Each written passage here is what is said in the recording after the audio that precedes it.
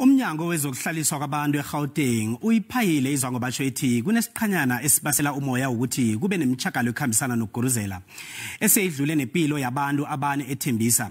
Lokhu kuza ngemva kwezwangobatjho yokuthi kunemizamo yokuphazamisa urhulumende ohlanganyelwe ziinhlangano ezihlukahlukeneko endaweni le. Usomkhandlo uthe labo abanobufakazi obunjalo abeze ngaphambili. Meyara yekuruleni uThania Campbell hlangane nomphakathi kulandela ukuguruzela okugcine ekutshisweni enkoloyi nemakhiwo bekwabikwa nokuthi kubhubhe abongazimbi abane. Abatshagali balila ngokhuphuka bujulweni khulu kwentengo yegezi, uqindeliswa kwegezi nokhuphuka khulu kwenthuthi zomphakathi. When public meetings get called, I cannot take over the duties of councillors.